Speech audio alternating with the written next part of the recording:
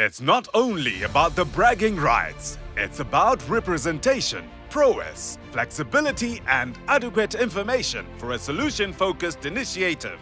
We crowned a champion in the third edition of the Speak and Solve initiative, SASI. It was a tough challenge, but an ultimate winner emerged. Taking the trophy, which has been in the custody of the Harare Institute of Technology, the Midland State University held the cup for the first time, marking themselves as the team to beat in the fourth edition of the SASI debate. They fought a good fight. Will they follow in the footsteps of their predecessors and be the winners this year?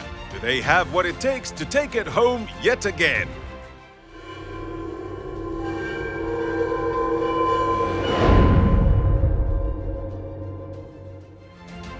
So the names of the finalists are as follows, in no particular order: the Midland State University, and finally, the University of Zimbabwe. Congratulations to our finalists. Hello, viewers, listeners, and participants of the 2021 National Universities Debate Competition. The Swedish Embassy here in Zimbabwe is committed to increase access to and respect for sexual and reproductive health and rights, especially for young people. Sweden has a long history of prioritizing these rights as part of its health, gender, human rights, and sustainable development work.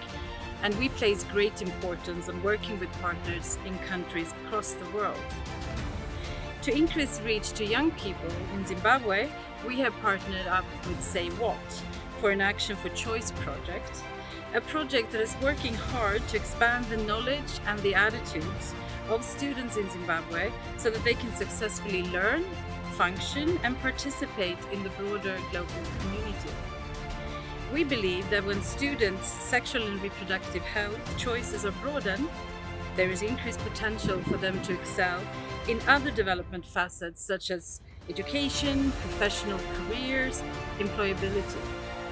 I would like to commend Say What for doing this important work. It is against this background that I welcome you all to the 2021 National Universities Debate Competition, which has been branded the Speak and Solve initiative. This year's competition, which is in its fourth edition, is taking place in the new studio, which was established with funding from the Swedish Embassy in Zimbabwe. The state-of-the-art studio is coming at a time when the world is adjusting to the effects of the COVID-19 pandemic by pursuing digital means of reaching out to young people. It is my hope that Say What will utilize this studio to harness untapped young people's talents across the country in generating and dissemination quality on sexual health and rights information. At this point, allow me to declare the Say What studio officially open. May this day mark the beginning of a new era in SRHR digital programming for young people in Zimbabwe. To all 2021 debaters, take advantage of this year's competition to employ your critical thinking and public speaking skills in creating and communicating solutions to young people's SRHR and emerging humanitarian problems. This is your chance to shine and make your contributions to the attainment of the Sustainable Development Goals. To all viewers, listeners, and participants, I must say that beyond enjoying the competition, please take a moment to reflect on what you will learn and have learned throughout this process and how you can use that to make yourself and those around you better. Thank you all for joining this broadcast and lending your voices and visions to the debate. I wish you all the best. Thank you.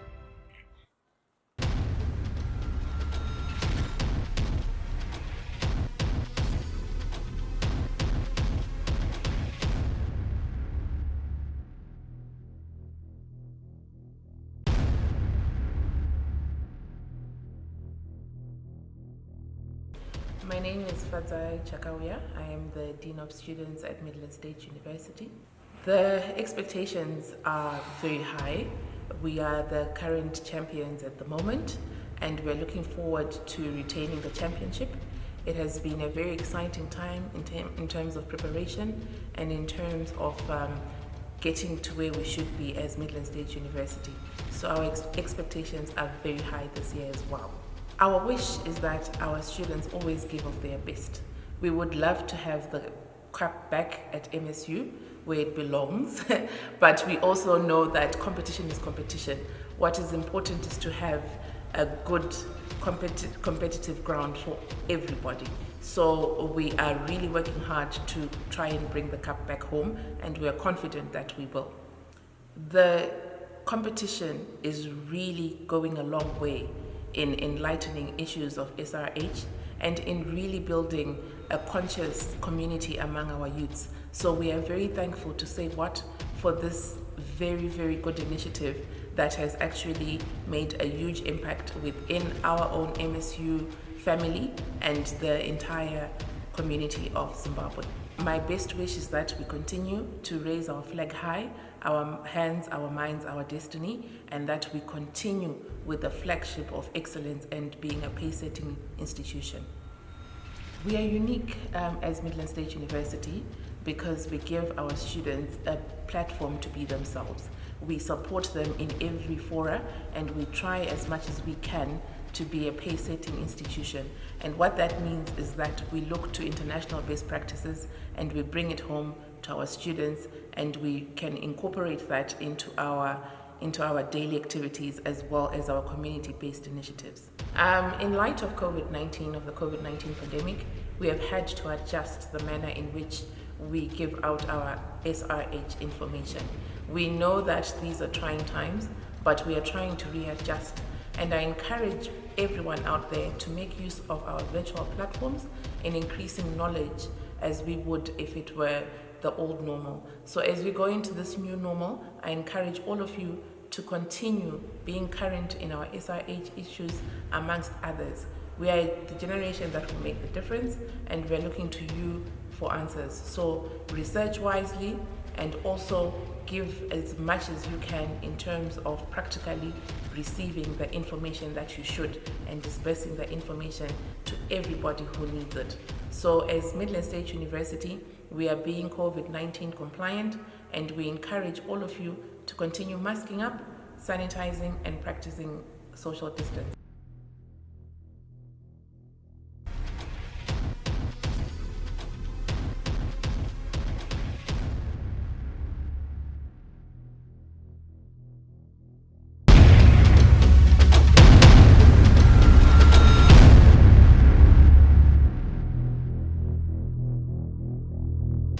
Hello, my name is Nadia Mutisi. I'm a second-year law student at the University of Zimbabwe. My name is Ebenezer Kudita from the University of Zimbabwe. I'm very excited to be part of the 2021 SASI debate competition. I think last year we came so close, but this year we're more than confident and ready that we are bringing the trophy home this year.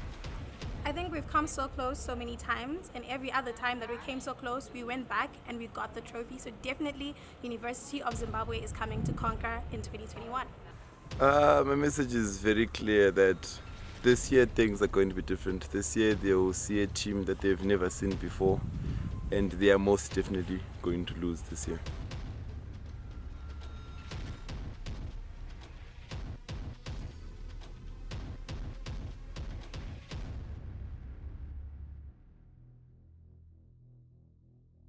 So this is what it's come down to. Two teams battling for that spot at the top. And we have the University of Zimbabwe going up against our reigning champions, the Midland State University. First of all, can you both teams just give each other a round of applause for coming this far? Like, you've done an amazing job. Oh, did you just? All right. You know what's at stake, right? All right, we, just for the sake of our audience, this beautiful trophy here goes to the winner. Last year, it went to Midland State University. Pressure. This year, it could go to anybody. We have two very strong teams. But not only do they get that, they also the winners will walk away with a laptop each, 14-inch laptop each, a trophy for their university, gold medals, electronic sanitizer dispenser for the university, MiFi router for the university. Second place, which is again any of the two, walks away with a tablet each for the students, electronic sanitizer dispenser for the university, MiFi router for the university, and silver medals. At this particular point, that is the important information, because those are the two teams that will walk away with one or the other of our prizes. Right. Are we ready? This is the final showdown. A game. Yes. Shall we?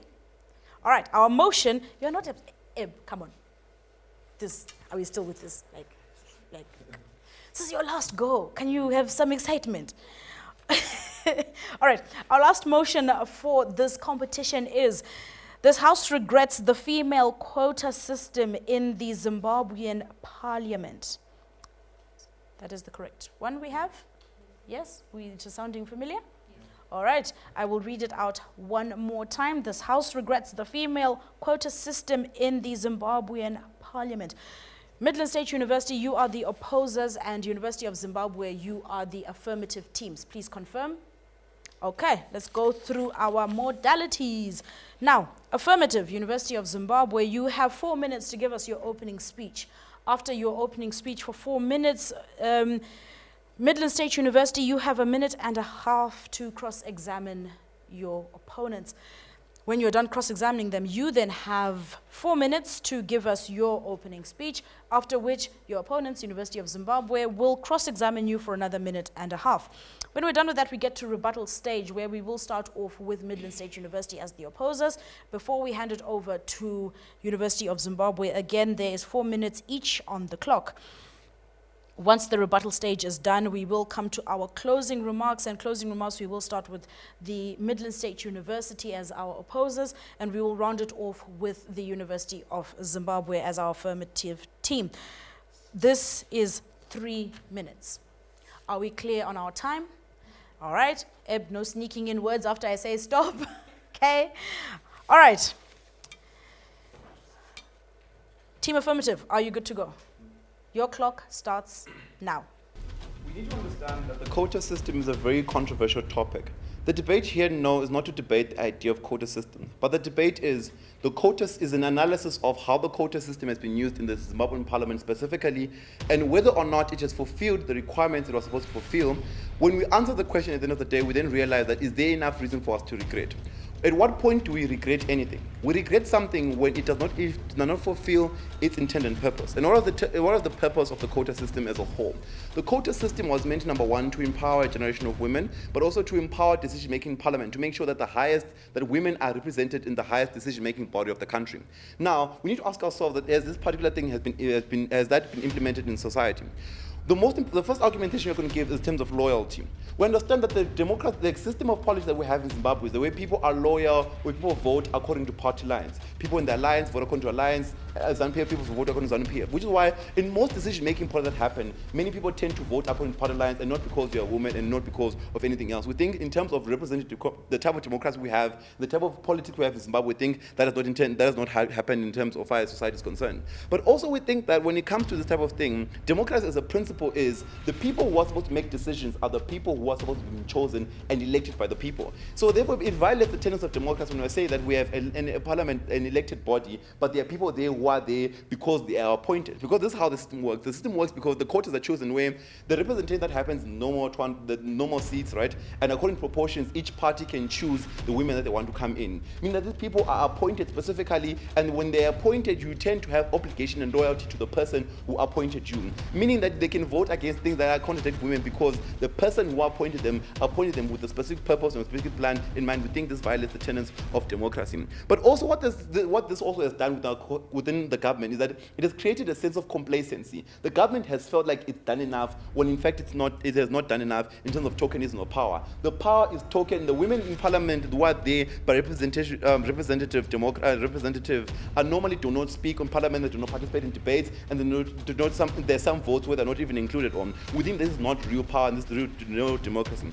But also what this has then done is that it has then sidelined women in terms of the main structure of the party. When parties are now coming together to choose their MPs who are going to contest, it means that there are now less women in the contested elections because they're told that no, we can just put you in representative democracy, and more men are contesting as far as the proper seats are concerned. Meaning that number one, women are not getting a chance to participate in actual elections and interact with the voters. They're not giving women a chance to be elected in the very first place. Why? Because there's a provision of quota system. What this has created is that it created a false top where women believe that they're in parliament, but they're not being there to do this. We think it's also a problem because women are not also being given a chance to participate in the general election and a chance to interact with the voters. You're not giving a chance for voters to interact with the women who are supposed to lead us and the voters to choose them. We think this is bad. We think, if anything, if we think the quota system is bad, we think you would have rather had a quota system in an instance whereby you're saying a party, in terms of the people who are going to be elected, should have a certain number of people who contest for elections rather than guaranteed. We think we do not believe in equality of outcome, we believe equality of opportunities. If you really believe in quota system, we're saying give quota systems in terms of party selection, where each party needs to have a certain number of people who contest election. Do not give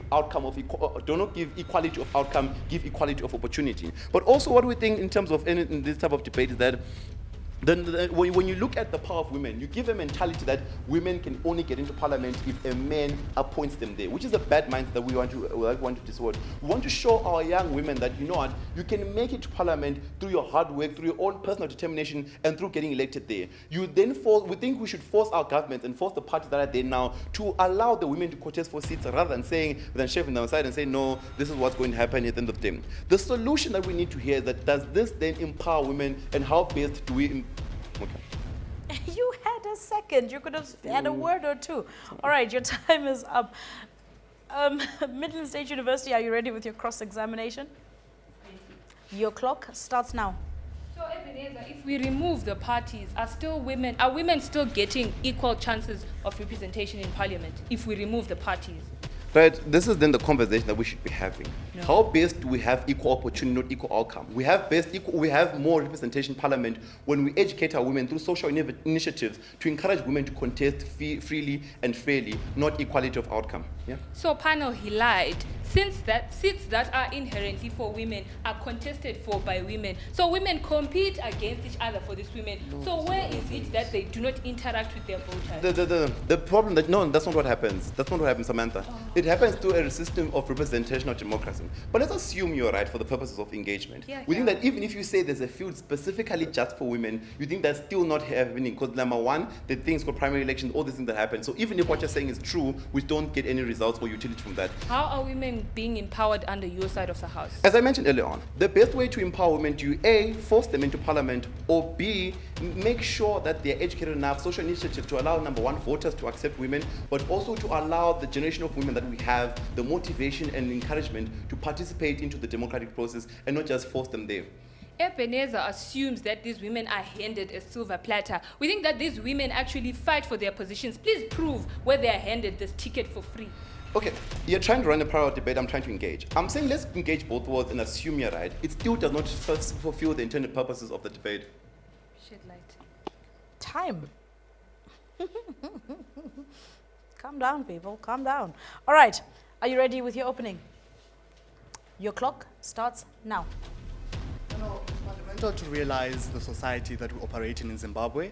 We think that whether you are a woman, whether vibrant or a political firebrand, we think that inherently society is patriarchal, and even if you have a good manifesto, people are not going to buy into you because you're a particular woman. We think that we ought not to regret the quota system because it has somehow failed or somehow put different women in power. We ought not to regret because we think that, one, fundamentally we have put a woman in terms of representation, and we think that we ought not to regret because political parties are doing it this way or not weigh.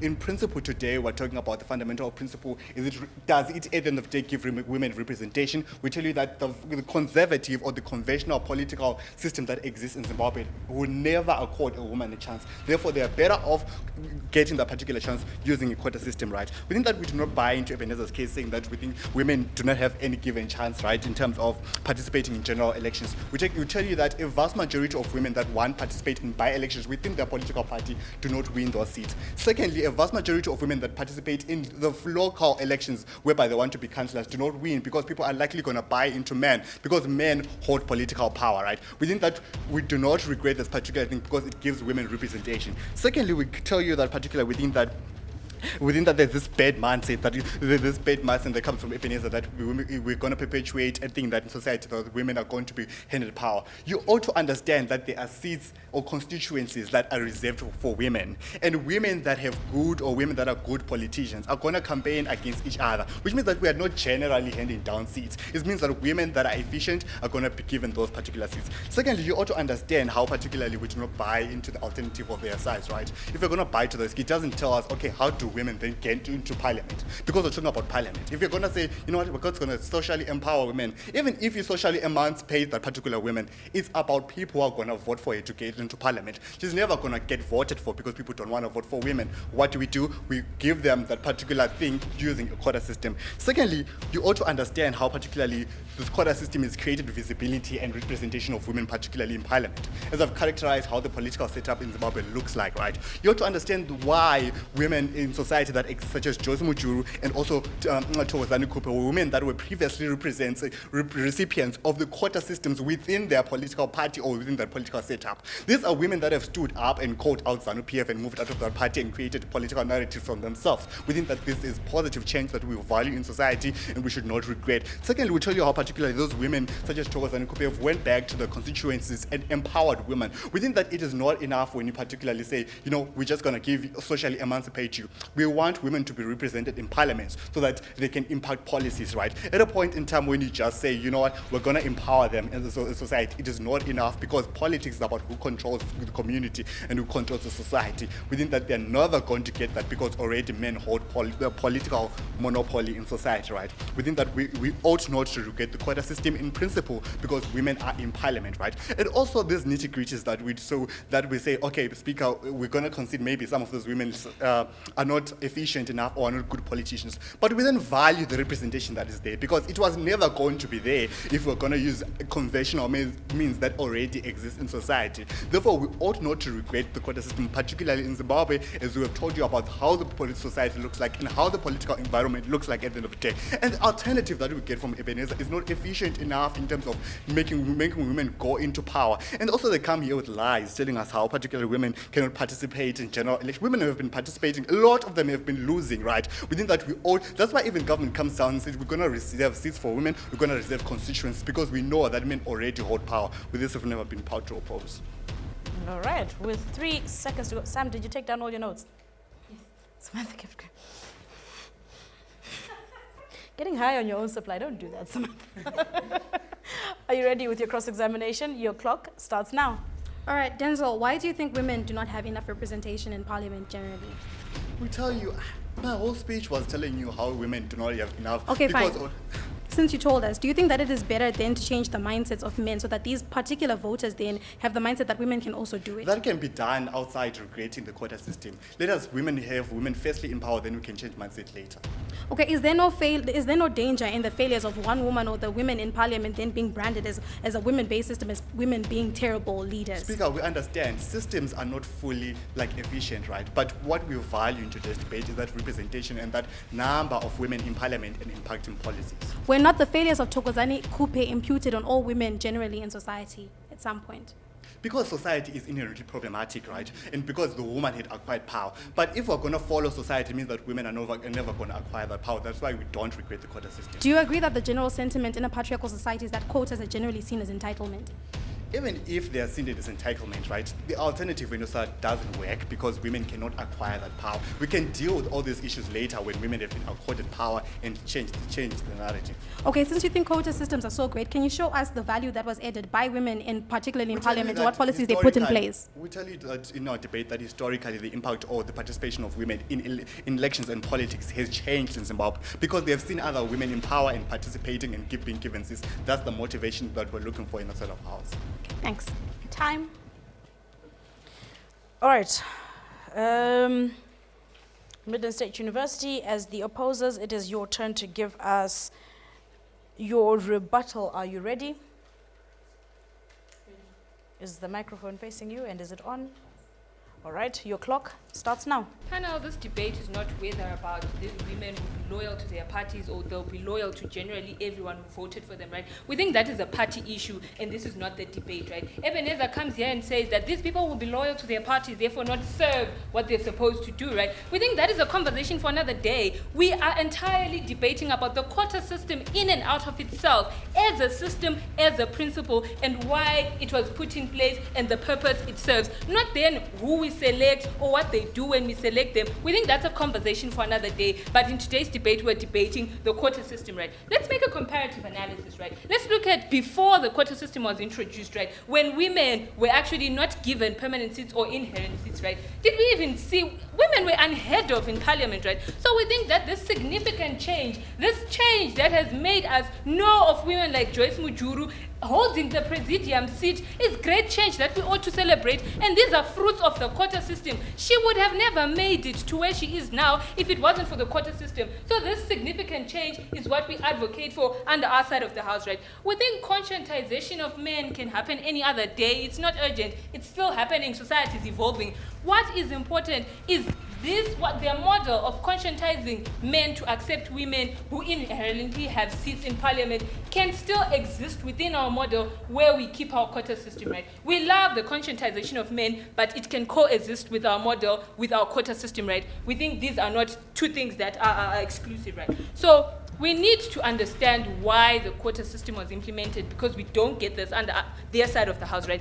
We think you need to understand the principle of reparative justice, right? We are giving women this advantage because they have been for so long oppressed, they've been for so long not represented in these spaces, right? So the moment we talk of reparative justice, right, we don't care whether they're going to sit there and eat the money. We want them to represent, right? So having these good quality people is now in parliament, right? Is now a burden to the society, to the voters, to select and elect people that are efficient. But what we want is to see women so as to actually, in some sort of way, reparate all the oppression that they have been getting in the past, right? Secondly, we think what we need to note in today's debate is how it increases visibility of women. We think I've already mentioned, Denzel has mentioned how we had never heard of women contesting, or even because one, it's a patriarchal society, women are literally drowned in political spaces, right? So we think the moment the quota system was introduced, it gave them hope, it gave them motivation, it gave them incentive to actually compete and be in parliament overally, right? And we think under our side of the house, we value that. What we don't value in today's debate, right, is how then these women act after we've put them into parliament. We think that is not the conversation. They lose when they mention the party system, right? Because I asked them a question to say, if we remove the party system, are women still going to be inefficient, right? We get zero answers. They base most of their arguments on how these women will be criticized because they're going to make mistakes. I think that is a problem. Why is it that when men make mistakes in offices, it's not magnified, but only when women make these mistakes, the quota system is blamed? We think that is a problematic statement on its own and should not be a burden for the government to actually remove these quota systems, and it's not a point of regret, right? We think we regret when something is not serving its purpose, right? We think if there were no women up for these seats in parliament, then we would regret the quota system. But they're still battling. Women are still up for these seats, right? We see more participation as the years go by. So at which point do we regret the quota system as a principle, right? We don't get that analysis from the side of the house. We win because we show you that we do not regret the quota system. It has done more good. Proud to you. You couldn't.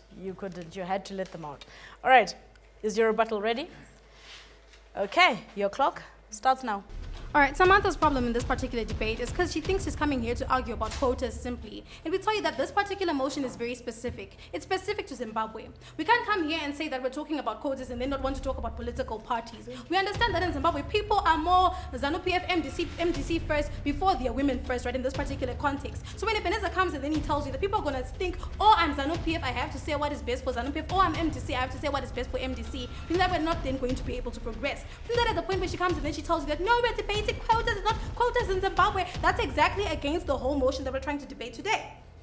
So then they come and tell you that women are unheard of in parliament, and then they give us all of these problems that they give us. We think that there are two problems, right? Number one, the issue of patriarchy that they have raised. But number two, also that women generally do not feel motivated enough for them to be able to get into spaces of public office. Ladies, panel, I will tell you that I am part of Girls for Girls. That is a Harvard-based initiative that is focusing on changing the social consciousness of women so that they can run for public office, right? When you find that there's a group of women from Harvard who come and they tell you that the problem that we're finding in these particular societies that women themselves feel that they cannot get into these particular spaces, then we tell you that social consciousness is the thing that we're then supposed to target and combat. We ask them a question, we tell them that, okay, let's change the social consciousness of men, who they say they are the voters, right? Let's change the social consciousness of women. When we change those particular social consciousness, women then feel, oh yes, I, Nadia Mtisi, can run for vice president in this nation of Zimbabwe. Men can also feel, yes, Nadia Mtisi can do it, and then we all go and vote. Remember, 2023 might be voting, right? So, ladies and gentlemen, we tell you that there's a thing of social consciousness, and that's exactly what we're telling you, right? So we have to change the mindset of men. Panel, we tell you that most of the things that have happened in this particular nation of Zimbabwe when it comes to the rights of women have been done by civil society organizations and have been done by the judiciary. We say the case of Muturu and Topozi as well as the cases of Katekwe versus Muchabayo, right? In Muturu and Topozi, we see civil society organizations coming and say that no, the statutory instruments or the particular provisions that we've passed are not favoring women, and therefore these things must be changed. In these particular cases, it's not women, it's not Justice Gowora who gave these particular answers, right? It's actually men. These are men that are getting progressive thoughts, men that are thinking, okay, fine, we need to be able to do these things. What exactly are we showing you, panel? We're showing that your social consciousness is very important in this particular context. What exactly do we come and tell you from outside of the house? We tell you that we regret something when it is not fulfilling its intended purpose, right? We tell you that there is a democracy violation whereby someone that we didn't even vote for gets into parliament, right? We think that democracy is a very important thing in this particular debate. When we say democracy is very important, then how can we best solve this particular problem? We tell you the issue of social consciousness. Educate women to run for parliament. Educate men, therefore, to see that women are very capable of doing this. So they say that these particular things can run at the same time, but we don't necessarily have to regret something. And then we tell you that no, quotas reinforce these particular stereotypes of handing women things on a silver platter. It reinforces that women cannot do these particular things on their own. It reinforces that even women, when they say, oh, Ango Piwa, she was just given, not that she actually deserves this. We ask them a question, what is the general sentiment about quotas in Zimbabwe particularly? We say that in Zimbabwe particularly, when you look at quotas, you're saying, or in a conservative nation, right, you're saying that women don't actually deserve these particular things. They're being given, these things are just basically being given to them. Let's create an image panel of women who are strong enough to be able to do it on their own. Let's create an image panel of women who are able to just rise up to the occasion and be able to do whatever they're supposed to do, right? Panel, we tell you about group philosophy and the problematic nature of groups. So tell you that at UZ we had a female president, right? And every single thing that she did wrong, people said, oh no, we must never vote for females, right? Because people felt like when they were voting, they were saying, instead of, is she actually good for the job? Panel, we say that it's very important for us to not reinforce these particular stereotypes. By we remove these particular quotas, we target the sole problem or the root of the problem, which is social consciousness. Change how people feel about women, change how women feel about themselves, and we're going to see many more women running for parliament. We asked them a question about Thokozani Kupe. What Thokozani Kupe does wrong? Everyone says, oh, women cannot lead in this particular context. What more quotas where people see them as things that are being handed to them on a silver platter? We think that the problem, even she said, is very problematic. We think the problem is social consciousness. Let us target that. Thank you. It's getting hot in here. Woo. We all need a minute. All right. Opposers, you're busy whispering and writing down stuff. I hope your closing's good. This is the last shot. This is it. Are you good to go? All right, you have 3 minutes on the clock and your time starts now. All lies that we get from Ebenezer, right? We think the one thing that we get, he says, he thinks that the quota system violates the tenets of democracy. You ought to understand how democracy is built on representation, and we think that women are never going to be represented in status quo of the political countries that we talk about, and that women ought to particularly have the quota system. Now, down to Nadia, right? All what she talks about is social consciousness. We think that also we create social consciousness in our side. When other women see other women in power, they think, okay, I can also do this. We think that also inside of house, we also think that inside of house, because of the social consensus, you ought not to regret the quota system. What you ought to understand, Speaker, in Zimbabwean politics, it is not enough, particularly as a woman, to be firebrand or to be a good politician. Because you ought to understand that a number of large voters, for example, Emerson Mnangagwa won on a magnitude from rural areas. These are conservative areas. Therefore, you think that even if you come and run as a president, these are conservative people that will never buy into your struggle.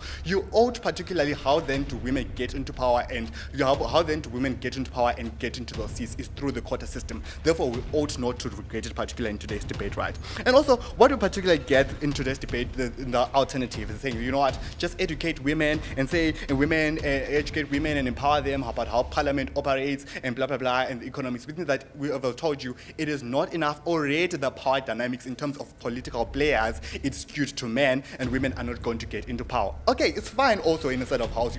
We also can get women into power and not regret the quota system and still create the social consciousness that they value into this debate. It also exists in our side of the house. Secondly, what particularly do you particularly get from our side of house, which is very important to this debate? We characterize to you how the political world looks like in Zimbabwe, and we tell you how particularly women, how particularly the social consciousness or how view women has consistently changed over time, because we have seen women being appreciated into power, and also we've seen women being put into positions of power, and we've seen women particularly taking power for themselves, women such as Joyce Mujuru and Thokozani Kupe, and changing the narrative. We tell you that the principle that rests particularly with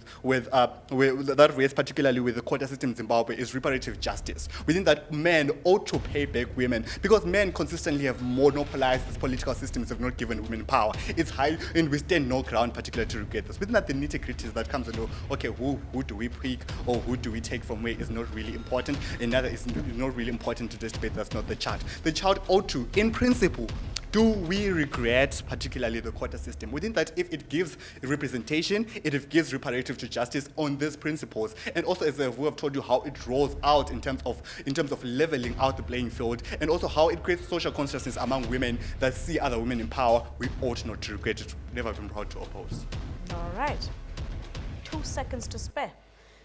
You sure? Like it's 2 seconds to your final shot? Like, okay, all right, cool.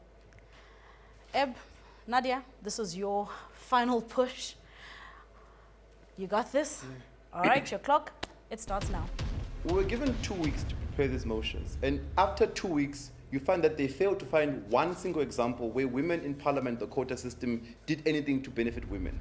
They've existed in parliament for the past 2 election cycles, and no tangible policy on the ground that they could even think of after all their research to do so. It speaks volumes. A problematic marriage bill was passed in parliament. What did women who were there under proportional representation, what did they do? Nothing. They just voted according to party lines. We think it's problematic when you have people who are supposed to do something specific and they don't do it. We think it's problematic and bad. Samantha says that we should adjudicate the debate on the principle of quota systems. I'm saying no. We're not debating principle of quota system. We're debating the specific quota system in the Parliament of Zimbabwe and whether or not it has been effective. If we can agree that it's been effective, if it has been effective, I have no problem giving them the debate. But they fail to tell us how they've been effective. They've been talking in terms of principle. They've been saying, oh my God, it shows this. Yes, it gives them power. But being in Parliament is not power. Being given a seat in Parliament is not power. Power is the ability to stand and be heard. Power is the ability to motivate action. Have the women who have been put under proportional representation in Parliament, have they made any significant change? If the answer is yes, then no. You are celebrating, but you failed to give a single example. Now, we're also talking about in terms of what else we do in terms of this debate. They talk about Joyce Mujuru and Thokozani Kupe. They say Joyce Mujuru was a product of quotas. It's a lie. Joyce Mujuru was a person who participated in the liberation struggle, and as a result, earned her right to become where she was. She was never put as a quota. She earned her place to get there, which is why they're talking about her. Thokozani Kupe, the same thing. She was not a result of the quota system. She existed before the quota system was implemented in the year 2013. Joyce Mujuru and Thokozani Kupe were in politics long before. It's ironical that the only example they could find of women are women who were there because of their own hard work. They failed to find one example for women who's there quota system. Speaks volume in terms of the debate. But also, what perceptions do we perceive? Under our side of the house, we tell you that the perception that you perceive now is that you create a complacency in government. Government feels like they've done enough and then they sit on their laurels. You think just because you declare something does not make it happen. Just because you declare that US dollar and bond are 1-to-1 does not make it true. We think that a lot needs to be done. Real power is not in sitting in parliament. Real power is not having a card-written MP. Real power is the ability to change mindsets. Real power is the ability to implement change. It does that exist under the quota system? We think no. Also, we need to understand that in terms of let's say you can do both. You can't do both. You can't say we'll continue educating our women to get into parliament when you already think that we have women in parliament. You think you can't do both. You can't say that, oh my God, we can do both and say we're going to continue educating women. What's the need to educate women at the end of the day when you already think and feel you've got women 50-50 in parliament? We think you don't solve problems. We're better off saying that we're not having any women in parliament by popular system, and then we start from there, we start solving the problem, the real problem. We do not want false solutions, that is what they're talking about. We do not want token power. We do not complacency. We want real power and real change. Thank you. Whew. And that's it, ladies and gentlemen. The final debate, the final arguments. Our adjudicators have a really big task ahead of them to pick who takes the trophy home. Will the Midland State University retain their trophy, or will it go to the University of Zimbabwe? We have a few minutes to breathe, to catch up, and soon we'll know the answer to that exact question. Remember, the hashtags are hashtag SASI for Hope, hashtag SASI Debate 2021. Who do you think, based on this round, deserves to take that trophy home?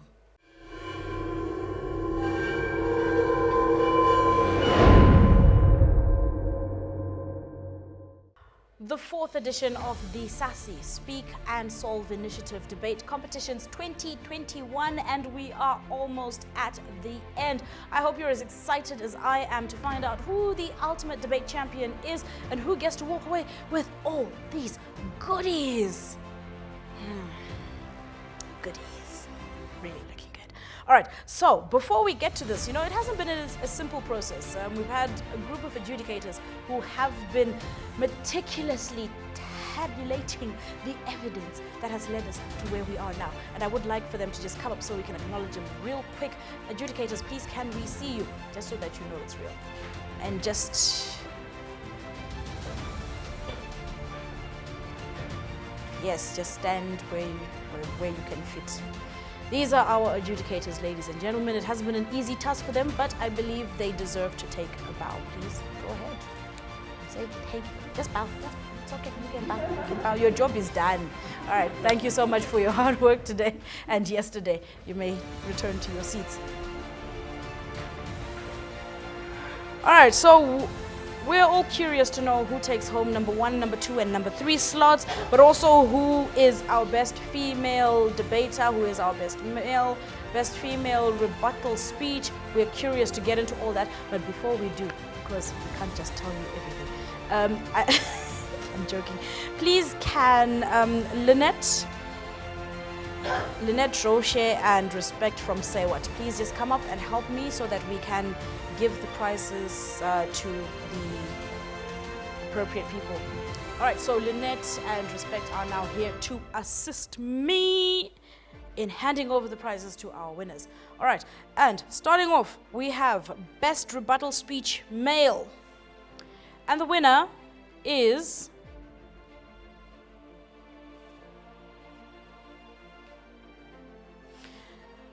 Nelson Banda from Midland State University. Nelson, please come and get your gift. Nelson, walk like you are happy.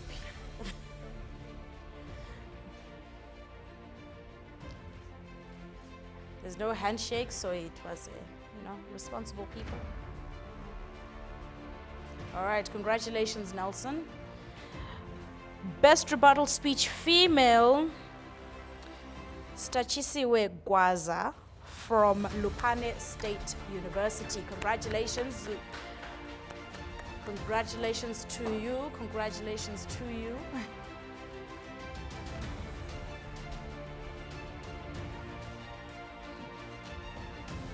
Okay, moving on with the next one. Best Debater Male. We have Tadiwa Daka from Gwanda State University. Tadiwa.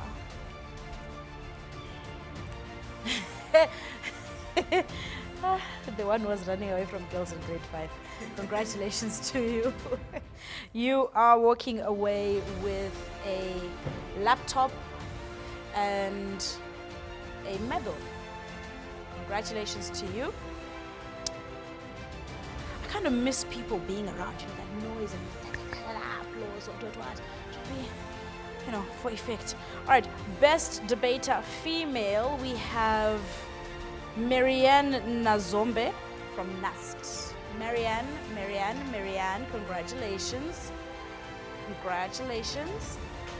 And we are definitely, there was no vote to give. Yeah, good.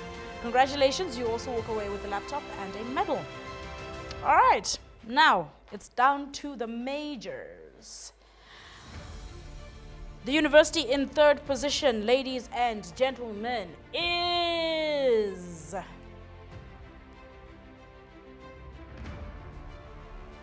the Chinhoyi University of Technology. Chinhoyi University of Technology. Can our 2 participants come up and receive their award and clap hands for yourselves? Well done. They are walking away with a cell phone each, electronic sanitizer dispenser for their university. These are the dispensers. Wi-Fi router for the university. All right, that's what they are walking away with today, as well as medals.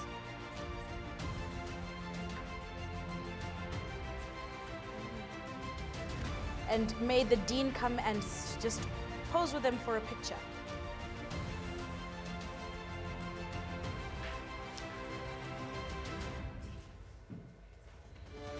Dean can handle the dispenser. So that is third place, Chinhoyi University of Technology. Congratulations to them. They are the third place winners for 2021. Dean, you also get yourself a power bank and a power bank for each of your students.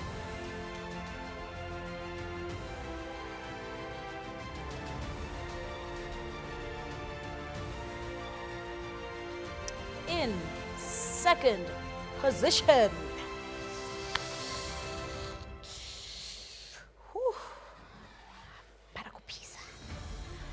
in second position we have none other than the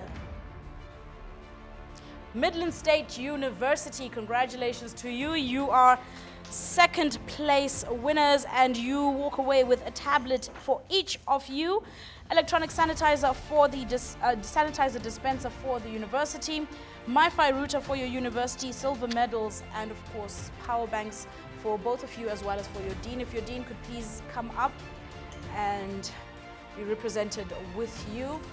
Congratulations. Give yourselves a round of applause. Samantha, don't be jealous of yourself. Can you give yourself a round of applause? Well done, Samantha. Well done, Denzel. Very spirited debaters. Very talented. Well done.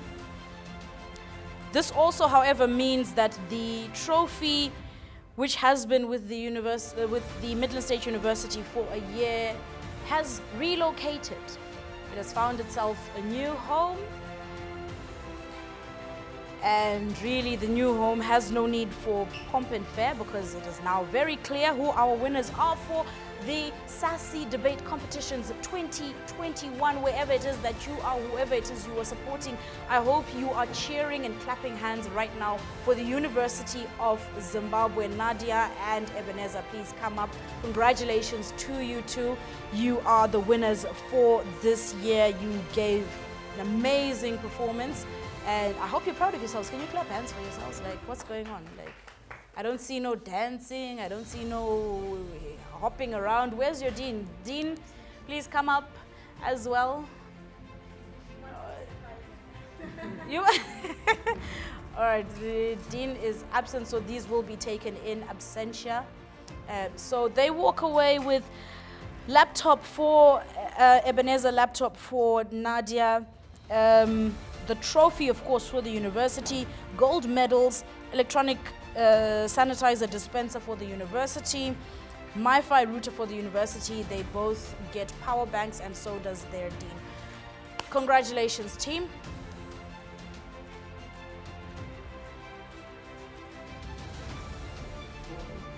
Yeah, their hands are full, guys. Their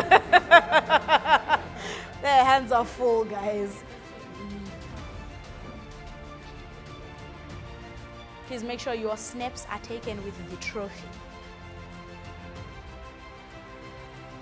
Congratulations once again. That is, of course, we have it. Our final call out for the winners. And they are the ultimate debate champions for 2021. And whew, yeah, they deserved it. They did. Nadia and her fast speaking, Ebenezer and his sleeves. There was no other outcome. All right. So now that we have come to that bit of a conclusion, Lynette, please just come over and give us our vote of thanks. Suddenly the whole room just became so serious, and I'm not sure, are you not happy with the winners or what? Okay, fine. So my name is Lynette Kuzai Zoushe, and I'm serving as the National Coordinating Chairperson for Say What. And I'm currently doing my master's program at the University of Zimbabwe. And I'm really, really, really happy, you know, coming from the University of Zimbabwe. At the same time, you are the ones who take the trophy home. Guys, I'm so proud of you. You have made me proud as your National Coordinating Chairperson. However, I would like to take this wonderful opportunity to give the vote of thanks to the people who have managed to make this SASI Debate 2021 a success. To begin with, I would like to start by giving thanks to the Swedish Embassy in Zimbabwe. As you all know, 2020, 2019, we used to host our debate somewhere else, but now we have our own Say What studio, where we have, for the first time, hosted our own Say What debate in the studio. So I would really like to thank the Swedish Embassy for giving us this wonderful opportunity, and also for creating the space that so that we as the young people can showcase our talents as what we have already seen happening in the house. Furthermore, I would also like to thank them for their support in making this debate a success. Also, I'd like to extend my appreciation to the National AIDS Council for their support and enabling us to make this event a realization. And also, I would like to thank Econet for their support as well. Above all, I would like to appreciate the students here present for making it to the 2021 SASI Debate competition and for sacrificing their time to prepare for the debate and sharing information that they have on sexual and reproductive health issues and also public health issues. We do appreciate you, our student. Also, I'd like to thank the 10 State University here present, University of Zimbabwe, the winners, Bindura State University, Lupane, NAST, Midland State, Great Zimbabwe, Gwanda, Chinoi, Africa University, and Harare Institute of Technology for supporting students to take part in this great initiative. We do appreciate you. Even the deans here present, we also appreciate you so much. I would like to thank also the adjudicators for making sure that the competing universities' response were correctly evaluated and scored with fairness and honest. We do appreciate the hard work that they have shown today. I would also like to extend my vote of thanks to Say What organization at large for giving us, the young people, this wonderful opportunity for us to express ourselves through such platform as the debate, and also for giving us, the young people, an opportunity to showcase our talent. Above all, the exposure itself. Also, I would like to extend my appreciation to the Say What Secretariat. As you all know, we are here today, but there's been a lot of groundwork that was happening behind our backs before we even reached to this day. It was the Secretariat and the volunteers who were responsible for this amazing work. I would like to thank them for that amazing work that they have been doing, and I would also applaud them for that. Above all, I would like to thank the Say What board and the management for showing leadership in leading the sexual and reproductive health programming for the students and the young people. Also, I would like to thank the ZTN and the Say What team production crew for putting together all the pieces of competition and broadcasting it to the world so that everyone can have information on the issues that were being debated today. Keep the standards high, team. Above all, I would like to thank the viewers of the 2021 SASI debate competition for following through all the stages of the competition till the final stage. In conclusion, inasmuch as we as the students have exhibited great knowledge through this debate, it should not end here. We should be in a position to put this into practice. We should be in a position to implement what we're debating on. Lastly, I would like to say, COVID is real. Let's mask up, sanitize, and practice social distancing. I thank you.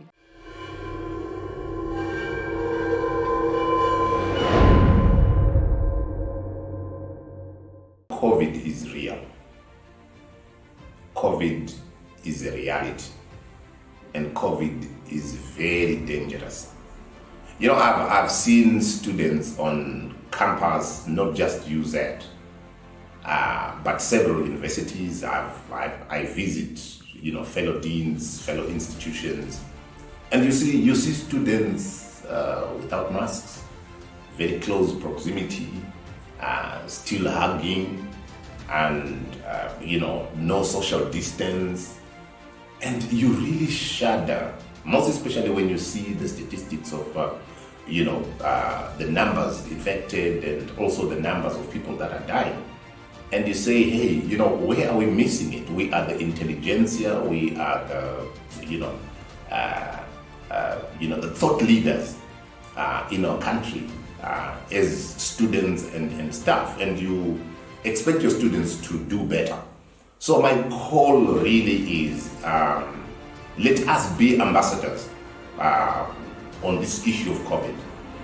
You know, when you look at the student population at UZ, you look at the student population at MSU, NAST, GZU, including private institutions, private universities like AU, we have so many students coming from different parts of the country who can actually be ambassadors. You can imagine, you know, students going to their different cities, their villages, and people tend to listen to them because, you know, they have lots of respect for intelligent people and university students. So let's take this message seriously. Let's, let's be the ambassadors, spreading the message on COVID. And one of the best ways of spreading that message is really demonstrating, wearing the mask yourself. When people see you as a UZ student in your village or at your growth point, people tend to take the character traits of people that they admire. Hi guys, my name is Jadel. Hi guys, my name is Maya. Child abuse must come to your store. If you have been abused, call the Say What call center number 577 if in case of abuse.